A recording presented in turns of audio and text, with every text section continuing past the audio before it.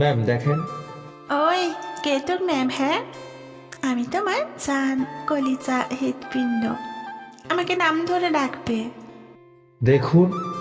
কি দেখবো? হ্যাঁ, আমি তোমাকে ভালোবাসি আর তোমাকেই আমি চাই। আমি তো আপনাকে ভালোবাসি না। সেটা পরে দেখা যাবে।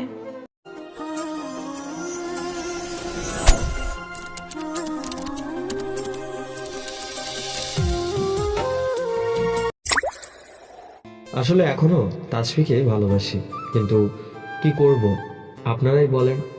ভার্সিটি লাইফে যা করেছে তার জন্য আগে প্রতিশোধ নিব, তারপর তাকে মেনে নিব। এভাবেই চলছিল আমাদের দিনগুলো। এখন আস্তে আস্তে তাসফির পাগলামোগুলো বেড়েই যাচ্ছে, আর আমিও চাচ্ছি তাসফিকে মেনে নিতে, কিন্তু পারছি না।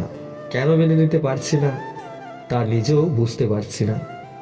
এর মাঝে কত যে তাসফি আমাকে ভালোবেসে কথা বলেছে তা অজানা, কিন্তু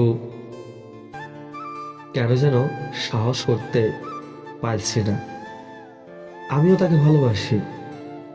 আজকে তাসফির বার্থডে, সেই উপলক্ষে অফিসের সবাইকে দাওয়াত দেওয়া হয়েছে। এখন ভাবতেছি যাব কি যাব না।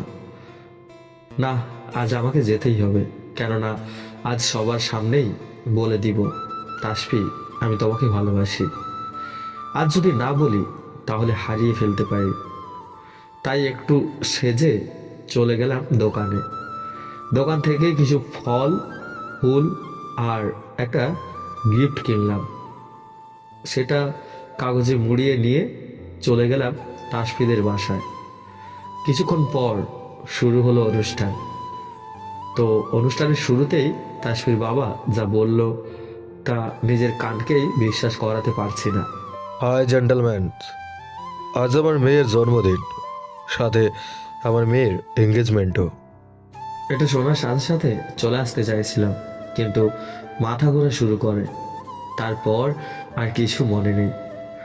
সকালে উঠে দেখি তাসফি আমার বুকে শুয়ে আছে, আর আমাদের শরীরে একটা সুতাও নেই। আমি তো অবাক। কাল তাসফির না এঙ্গেজমেন্ট হলো, তারপরও আমার সাথে এইরকম করতে পারলো।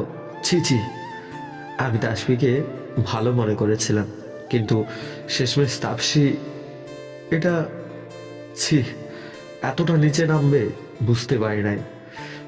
নিজের ঘরে স্বামী রেখে আমার সাথে কিভাবে করলো এটা, ভাবতেই ঘৃণা লাগছে। এমন সময় তাসফি ঘুম থেকে ওঠে, দেখে আমি জেগে গেছি। আমাকে দেখে মুচকি হেসে বলল, কেমন আছো? আমি ভাবতেছি কেমন মেয়ে কালকে বিয়ে করলো অন্যজনকে, আর রাত কাটালো আমার সাথে। কি হলো? কি ভাবো তুমি? আমি তোমাকেই বিয়ে করেছি জান। তাসফির কথা শুনে তো আমি আকাশ থেকে বললাম, তাই তো বলি, কাল রাতে এভাবে মাথা ঘুরে পড়ে গেলাম কেন। মনে মনে অনেকটা খুশি হয়েছি, কেননা যাকে ভালোবাসতাম, যার জন্য এত দিন অপেক্ষা, তাকে আজ আপন করে পেয়েছি। কিন্তু তাসফিকে সেটা বুঝতে না দিয়ে বললাম, এটা ঠিক করেননি, আমি এই বিয়ে মানি না। আমাকে জোর করে বিয়ে করেছেন, আমি আপনাকে মানব না। কি বললা? আমার সব শেষ করে আমার সাথে বাসর করে এখন বলছো বিয়ে মানো না? আচ্ছা, না মানলে সমস্যা নেই, তো কি চাও বলো? আমি আপনাকে ডিভোর্স দিয়ে দিব। তাই জানো, তুমি আমাকে ডিভোর্স দিতে পারবে না। তুমি চাইলে ট্রাই করতে পারো। এই বলে চলে গেল। কিন্তু একটা কথা বুঝলাম না, কেন ডিভোর্স দিতে পারবো না কেন? আর আমি তো ডিভোর্স দিব না, কেন এই কথা বললো বুঝতে পারলাম না। আপনারা কেউ বুঝছেন নাকি?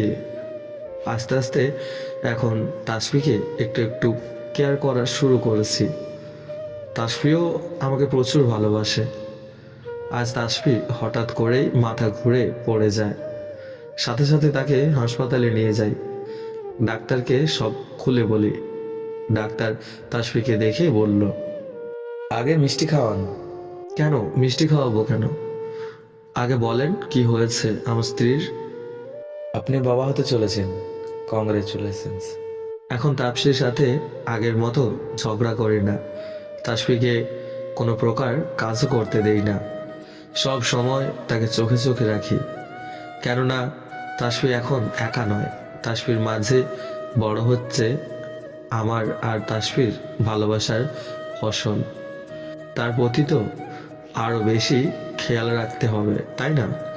তাসফিও অনেক খুশি, তাসফি নিজেও নিজের অনেক খেয়াল রাখে। আজ তাসফির অনেক ব্যথা শুরু হয়েছে, কিছু ভেবে না পেয়ে তাসফিকে নিয়ে হসপিটালে চলে গেলাম আর সাথে সাথে অ্যাডমিশন করিয়ে দিলাম। আমি চাই না তাসফিও তার মাঝে বেড়ে ওঠা নিষ্পাপ বাচ্চাটা কোনো কষ্ট পাক। কিছুক্ষণের মাঝে তাসফির অপারেশন সাকসেসফুল হয়। ও এর মাঝে সবাই জেনে গেছে আমি তাসফিকে বিয়ে করেছি। আমার বাবা মাও মেনে নিয়েছে।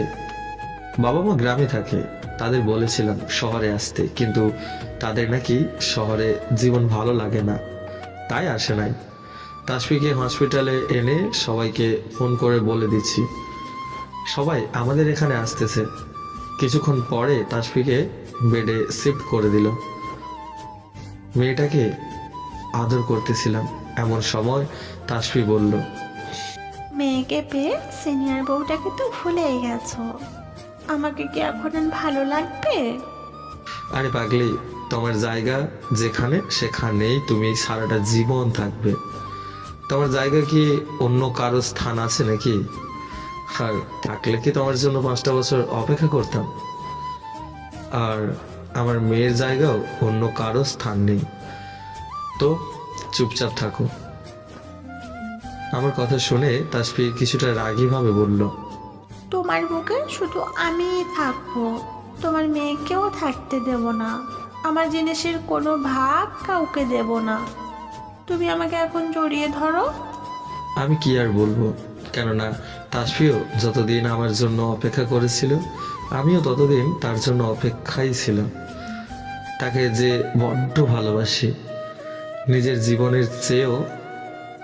তাই হয়তো আল্লাহ তাআলা আমাদের মিলিয়ে দিয়েছে।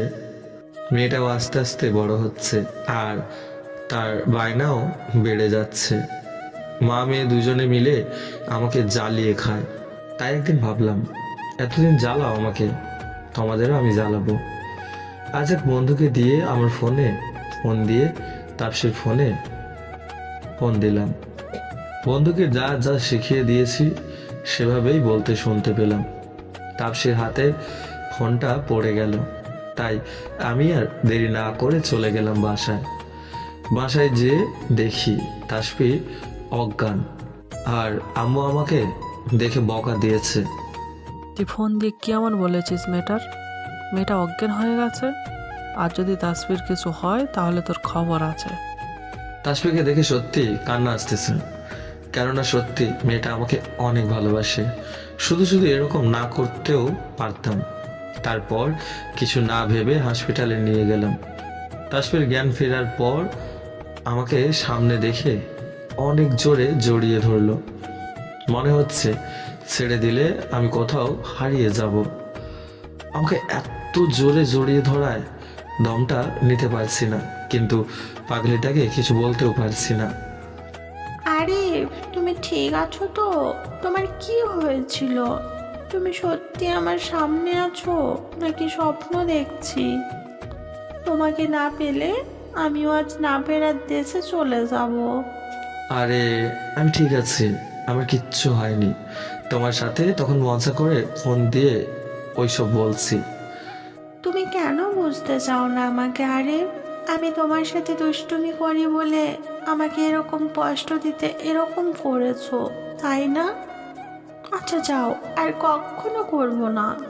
আরে না জান, প্লিজ রাগ করো না। তুমি আমার সাথে দুষ্টুমি করবে? তুমি না দুষ্টুমি করলে কে করবে বলো? তুমি তো আমার সব, তোমাকে নিয়েই আমার সব স্বপ্ন। তুমি আমার সাথে যা ইচ্ছা তাই করবে, এতে আমি রাগ করি না কলিজা, বিশ্বাস করো। আর কখনো এইরকম করব না, এই তোমাকে কথা দিলাম। আর যদি কখনো এরকম করো, সত্যি সত্যি আমি না ফেরার দেশে চলে যাব। এই একবার না ফেরার দেশে যেতে চাইলে আমি নিজেই দুজনকে শেষ করে দিব, বলে দিলাম। আল্লাহ ছাড়া এই পৃথিবীতে কোনো শক্তি নেই আমাদের আলাদা করার। জান, ভালোবাসি তোমাকে অনেক। আমিও। এভাবেই চলছিল আরিফ আর তাসফির জীবন কাহিনী। আরিফ আর তাসফির সাথে ফাজলামো করে না, কিন্তু তাসফি অনেক দুষ্টুমি করে, সেটা আরিফ হাসি মুখে মেনে নেয়। সব গল্পের ইতি হয় না, কিছু গল্প অসমাপ্তও থেকে সমাপ্ত হয়ে যায়, যেরকম এই গল্পটাও শেষ হয়ে গেল।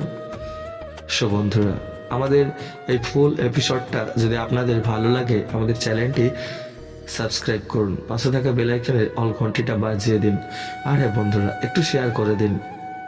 আর হ্যাঁ, লাইক কমেন্ট করতে ভুলো না যেন। ধন্যবাদ।